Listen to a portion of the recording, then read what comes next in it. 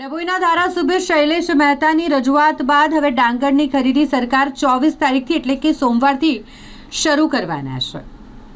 હાલ કમોસમી વરસાદ વરસ્યો અને કમોસમી વરસાદ વરસવાને કારણે ખેડૂતોને મોટી નુકસાની વેઠવાનો વારો આવ્યો અને તેવામાં સરકારે સહાયની જાહેરાત કરી, એટલે કે તેમને સહાય પેકેજ આપવામાં આવશે તેવી જાહેરાત કરી। પાછું સરકાર દ્વારા ટેકાના ભાવે ખરીદી પણ શરૂ કરી દેવામાં આવી હતી, પરંતુ ડાંગરના પાકની ખરીદી શરૂ નહોતી થઈ અને એટલે ખેડૂતો ખૂબ જ મુશ્કેલીમાં હતા। તેવામાં ડભોઈના ધારાસભ્ય શૈલેષ મહેતાએ સરકારમાં રજૂઆત કરી અને તેમની રજૂઆતને ગ્રાહ્ય રાખી સરકાર દ્વારા જાહેરાત કરવામાં આવી છે કે આગામી સોમવારથી એટલે કે 24 નવેમ્બર 2025થી ડાંગરની ખરીદી પણ શરૂ કરવામાં આવશે। સરકારની આ જાહેરાત ડભોઈના ધારાસભ્ય શૈલેષ મહેતાની રજૂઆત બાદ જેના કારણે ખેડૂતોમાં ખૂબ જ ખુશી જોવા મળી રહી છે।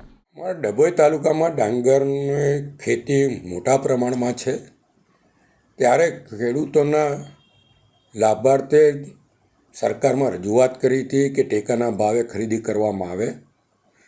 24 નવેમ્બરથી સરકાર દ્વારા ખરીદી શરૂ થવાની છે।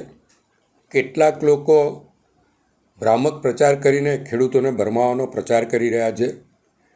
ખેડૂતોને ભરમાવવામાં આવી રહ્યા છે કે હજુ સુધી ડાંગરની ખરીદી ચાલુ નથી થઈ, પણ સરકારે સ્પષ્ટતા કરી છે કે 24 નવેમ્બર 2025થી ડાંગરની ખરીદી ટેકાના ભાવે કરવામાં આવશે।